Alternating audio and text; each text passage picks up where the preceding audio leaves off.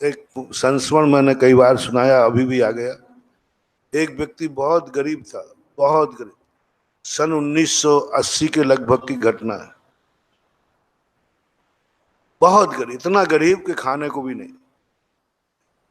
पूरा परिवार ऐसी हालत में आ गया, मरने की स्थिति में।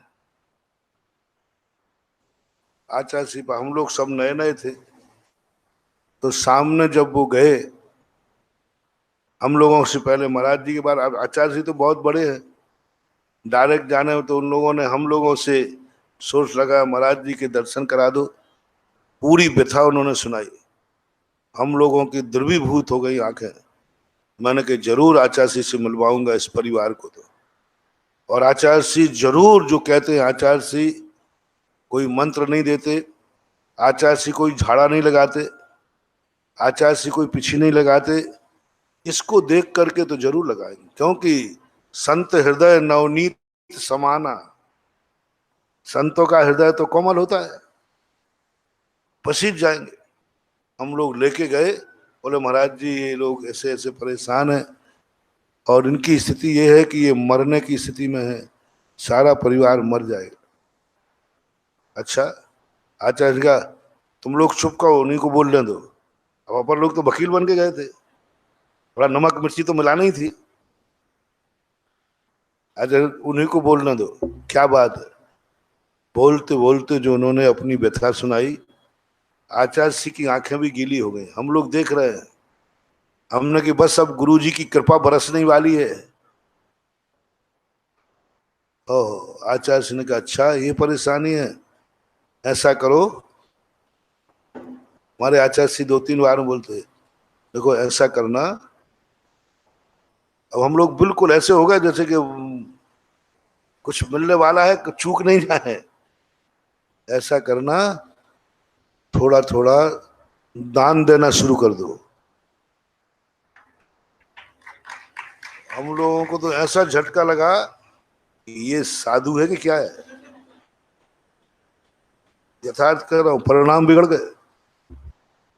हम लोग इतने परिणाम बिगड़े, मैंने कही अपन ने गुरु गलत चुन लिया। ये कोई साधुता है?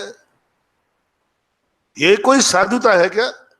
खाने को नहीं, मर रहा है और कह रहा दान दो, दान देना शुरू करो। ये विवेकहीनता है। हम लोग उठ करके तुरंत आ गए। मैंने कि बहुत परिणाम बिगड़े। और वो पट्टा मूर्खानंद कह दिया जी, मैंने कि मरेगा अबे। इसमें हम लोग इशारा कर रहे, खड़े होके बोल दे कि महाराज जी हमारे पास देने को क्या है। हम लोग इशारा कर रहे कि भाई कह दे महाराज जी हमारे पास तो कुछ भी नहीं, मैं क्या दूंगा, मेरे पास तो कुछ है ही नहीं। आप और अपन होते तो क्या करते? खड़े हो जाते। अब महाराज जी हम तो मर रहे हैं और आप दान देवी फिरे दिनों की मारी, पंडा कहें सीधो लाओ। हम तो मर रहे हैं और आप दान की बात कर रहे हो। लेकिन उसने हम लोगों की तरफ नहीं देख करके जी कह दिया। मैंने कि अब मरेगा ये, खाने को तो है नहीं, और दान के लिए कह दिया जी, हाँ कह दिया। हम लोग उठ के आ गए। सुबह दोपहर में द्रव्य संग्रह की क्लास चलती थी। अब हम लोग थे, क्षमा सागर जी 3-4 मुराद, तबाड़ तोड़ प्रश्न किए, तबाड़ तोड़। साधु का हृदय कैसा होना चाहिए, साधु का हृदय, साधु को गरीब के साथ क्या व्यवहार करना चाहिए, जिनके खाने को नहीं हो क्या उनको दान देना चाहिए डाका डाल के। अब आचार्य ने कहा कि ये बेमौसम की बरसात कहां से हो रही है, प्रसंग ही नहीं है। तो आचार्य ने कहा कि ये तो कोई प्रसंग ही नहीं चल रहा है, ये प्रश्न क्यों उठ रहा है? बोले प्रश्न उठेगा, सुबह आपने क्या कहा? अच्छा अच्छा अच्छा, समझ में आ गया है। गरीबों के महित सिहा, हम तो गरीबों के दुश्मन है ना, हम तो गरीबों के दुश्मन है, आप ही लोग हो गरीबों के बड़े दयालु। क्या बात। महाराज जी हम लोगों को बहुत परिणाम बिगड़ गए। आपको इतना कठोर नहीं होना चाहिए। आपको उन्होंने सुनाई थी, आपकी खुद आंखें भर आई थी, और अब बाद में आपने दान की कह दिया। तो आचार्य क्या करता, मैंने कि पीछे लगाना चाहिए थी। बोले अच्छा, मेरी पीछे लगाने से अमीर हो जाए तो चलो मैं चल के सारे भिखारियों को पीछे लगा देता हूं, और अमीर नहीं हुए तो फिर ध्यान रखना। बोलो। तो मैंने कहा ये तो कोई बात नहीं, एक आध मंत्र देते थे, वो माला फेर लेता, उसका व्यापार चल जाता। बोले माला फेरने से हो जाए तो सारे गरीबों को माला बांटो। तो महाराज जी, इतने अमीर लोग बैठे थे, उनसे किसी से सहायता ही क्या देते।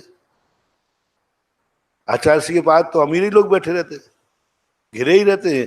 एक ही साधु तो ऐसा है जो अमीरों से घिरा रहता है, गरीब वहां तक पहुंच ही नहीं पाते, है कि नहीं? बोलो ना, हम गलत तो नहीं बोल रहे। मैंने खुद देखा, इन लोगों से कह देते कि इस गरीब की कोई सहायता करो। अच्छा, इन अमीरों के सामने उस गरीब की इज्जत धूल मिला देते, इस गरीब को अमीर का ऋणी बना देते, कर्जदार बना देते,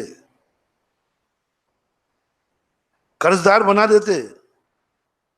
और कितने दिन चला लेता जिंदगी, कितना दे देते, एक दिन के लिए, दो दिन के लिए, कब तक इनकी जिंदगी चल जाती, और स्वाभिमान भी नष्ट हो जाता। तो हम लोगों ने कहा वो देगा क्या। तो बोले मैंने तो ये तो नहीं कहा था कि इतना देना है, मैंने ये तो नहीं कहा ना कि इतना देना है। अरे एक रोटी आएगी तो उसमें से एक टुकड़ा दे देगा तो भी दान शुरू हो जाएगा। रोटी खाएगा ना, रोटी, उसमें से एक टुकड़ा भी दान दे देगा तो दान शुरू होगा। दान का यही थोड़ी है करोड़ों रुपया दिया जाए, करोड़ों रुपया दान दिया जाए ये नहीं, शक्ति प्रमाण दान दिया जाए। शक्ति प्रमाण का अर्थ क्या है, हमारे पास चार दाने हैं, हम एक दाना दे देंगे। घास की रोटी खाएंगे तो घास की रोटी दे देंगे, क्या बात हो गई। राणा प्रताप ने ऐसा जीवन आ गया कि घास की, देखना चमत्कार किसमें हुआ। सुनो रे गरीब लोगों, कर्जदार लोगों, शास्त्रों की कहानी तो है ही, राजस्थान के राणा की कहानी सुनो। ऐसे बुरे दिन आ गए उनके, घास की रोटी खाना पड़ी, घास की रोटी खाना पड़ी, और दोबारा लौटने का सवाल ही नहीं, कोई बचा ही नहीं था, सैनिक सब चले गए। भाई शक्ति सिंह दुश्मन से जाके मिल गया, भाई भी ने भी साथ छोड़ दिया। जो शक्ति सिंह इनका भाई था वो दुश्मन से जाके मिल गया। राणा ने जिंदगी का अंत कर दिया था, बस हमारी जिंदगी में अब कभी भी राजा नहीं बन पाएंगे, निर्णय ही हो चुका था। भीलों की बस्तियों में पहुंच गए थे, भीलों जैसी जिंदगी बिताने के लिए मन बना लिया था। मात्र एक घास की रोटी, बर्रू घास होती है मूंग के दाने के समान, जंगलों में बिना बोए होती है, उसको बोलते घास। जब रोटी बनाने लगी उनकी पत्नी, तो राणा कहते हैं चार बनाना। बोले इतना सा तो आटा बना, चार बनाना। बोले चार। बोले क्यों, अपन लोग तो तीन ही हैं। तो राणा कहते हैं देखो मेरा नियम है, मैं बिना दान दिए कुछ भी खाता नहीं हूं, कुछ भी ग्रहण नहीं करता, एक रोटी दान की बना लेना। ये प्रसंग जब मैं चित्तौड़ गया, उनके संस्मरण में जब पड़ा, मैं स्तब्ध रह गया। संकट में, अरे दूसरे की रोटी चुराने का भाव आता है, भूखा क्या नहीं करता। और राणा कह रहे एक रोटी दान की बना लेना। अपने जैसा कोई भूखा यदि यहां आ गया तो, अपने जैसा भूखा कोई आ गया तो फिर क्या करेंगे, वो कितनी आशा लेके आएगा कि यहां मिल जाएगा, अपन सब खा पी लेंगे। नहीं, पत्नी ने मन मार के चार बना के एक रख दी। तीन रोटी जैसे ही थाली में परोसी, बिलाव ले गया। बिलाव ले गया।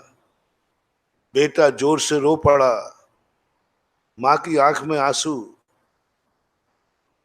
राणा की तरफ देखती है पत्नी। वो एक रखी है, इसको तो दे दो, इस बच्चे को तो दे दो, अपन दोनों भूखे रह जाएंगे, ये बच्चा रो रहा है।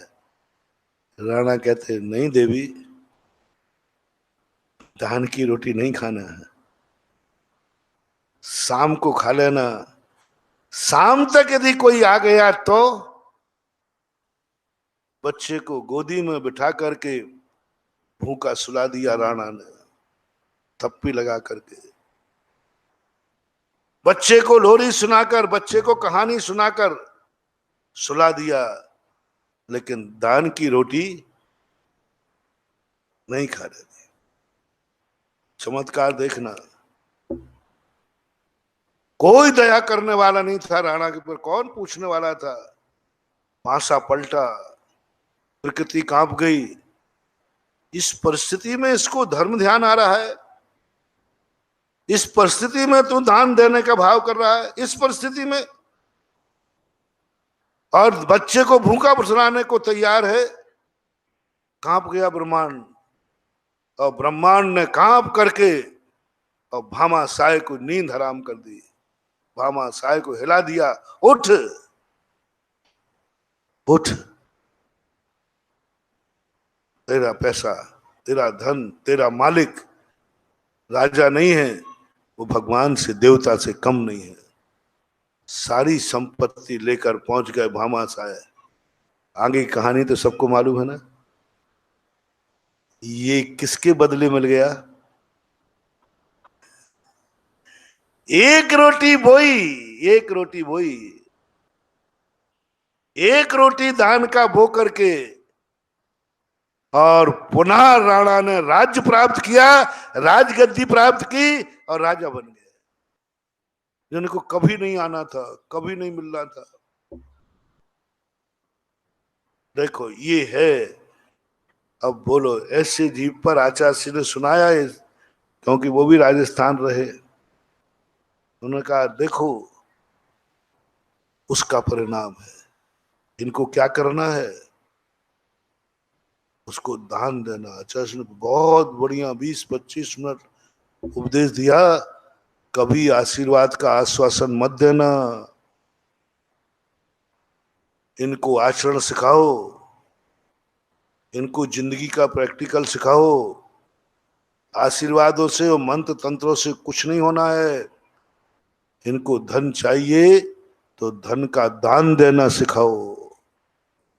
अब वो दान किसी भी रूप में आए, मंदिर के रूप में आए, शांति धारा के रूप में आए, अभिषेक के रूप में आए, आवास दान के रूप में आए, आप अपने भक्तों को अमीर देखना चाहते हो तो कोई आशीर्वाद का पाखंड मत बताना, मत ठगना इनको। जाओ मेरा आशीर्वाद है, सब ठीक हो जाएगा। ये ठगी विद्या मत सीखना, ये ठगी विद्या है, ठगी विद्या है, धोखा है भक्त के साथ में। इनको दान देना सिखाओ। अमीरी का मात्र एकमात्र रास्ता है दान। आचार्य से समझा दिया, अब गुरु के सामने कौन ज्यादा मुंह लगे, लेकिन समझ में नहीं आई। होगा कैसे, इतनी गरीबी में कहां से देगा वो? हम लोग वही घूम रहा गरीब, कि वो देगा कहां से? मुश्किल से 3-4 महीने होकर के हम लोग मुक्तागिरी की तरफ विहार कर रहे थे, तो एक देवरी गांव पड़ता, वहां पर वो व्यक्ति आ गया। मुश्किल से 4-5 महीने हुए। वो तो कपड़े भी अच्छे पहना था, चेहरा भी ठीक ठाक दिख रहा था, और आज पट्टा हम लोगों की तरफ नहीं आया। अब तो अरे डायरेक्ट इसकी पहुंच हो जाए। हम लोग सोचते रहे कि यहाँ आएगा महाराज जी, आचार्य जी ने वो नियम दिया था, मेरे से नहीं पल रहा है, तो हम लोग आचार्य जी के पास जाके कहेंगे ये है आपका, देखो इसकी ये दशा हो गई। वो तो आया ही नहीं, सीधा आचार्य जी के पास पहुंच गया। हम लोग बिना बुलाए पहुंच गए,